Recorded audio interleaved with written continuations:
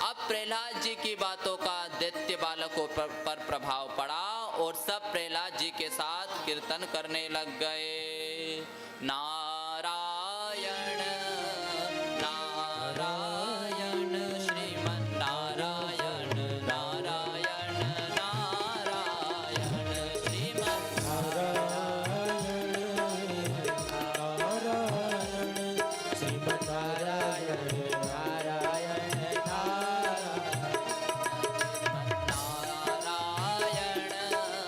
नारायण श्रीमन नारायण नारायण नारायण श्रीमन नारायण नारायण श्रीमन नारायण नारायण। इस प्रकार भगवान के नाम का कीर्तन करने लग गए। अब संडामर्क जी ने यहाँ दृश्य देखा तो दौड़ते दौड़ते महाराज हिरण्यकशिपु के पास गए और प्रहलाद जी की संपूर्ण करतूत के बारे में बता दिए। कहा कि महाराज पहले तो गुरुकुल में आपका पुत्र ही था, परंतु अब तो इसने पूरे गुरुकुल को ही बिगाड़ दिया है। अब हिरण्यकशिपु जो है मंत्रियों के साथ दौड़ा, जोर से चिल्लाया, तब सब शांत हो गए। अब हिरण्यकशिपु ने प्रहलाद जी से बोला कि हे दुर्वनीत मंदात्मन कुल भेद कराधम स्तब्धम मच्छासनोद्धूतम निश्चेत्वाद्ययमक्षयम्।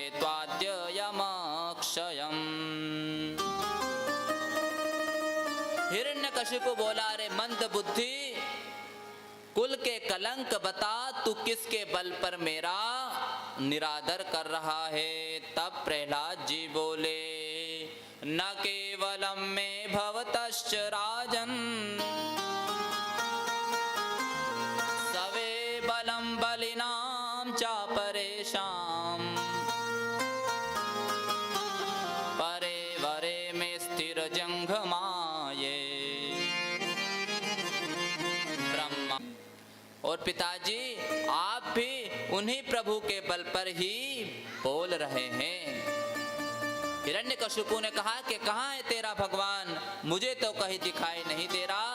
तब प्रहलाद जी ने कहा कि ये पूछिए कि कहाँ नहीं है, मुझ में तुझ में खड्ग खंभ में जित देखो तित राम है। संपूर्ण जगह तो मेरे ठाकुर जी है। हिरण्यकशिपु ने कहा, यदि तेरा भगवान सर्वत्र है तो इस खंबे में क्यों नहीं दिखाई दे रहा है।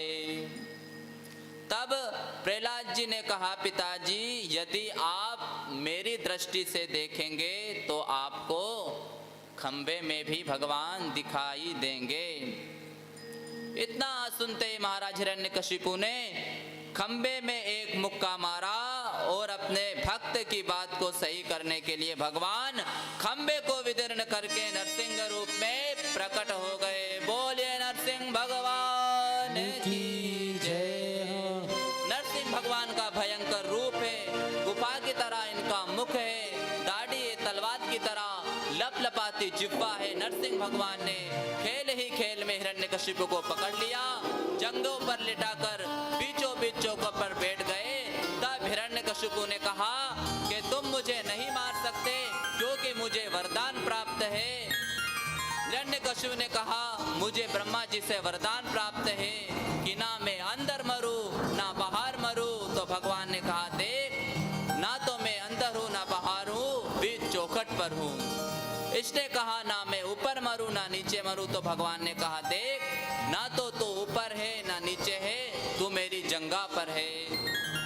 इसने कहा, ना दिन में मरूं ना रात में मरूं। तो भगवान ने कहा, देख, इस समय ना तो दिन है ना रात है, इस समय संध्याकालीन बेला है।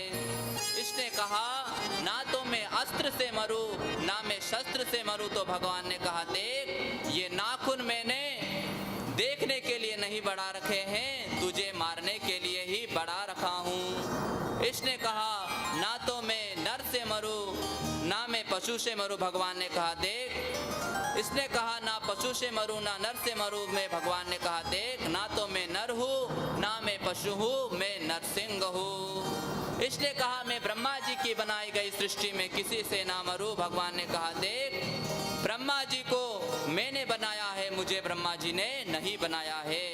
इसने कहा कि 12 महीने में मैं किसी भी महीने से ना मरूं। तब ठाकुर जी ने कहा देख, तेरे लिए ही मैंने अधिक मास 13वां महीना अधिक मास के रूप में प्रकट किया। इस प्रकार प्रभु ने एक एक वरदान का समाधान किया।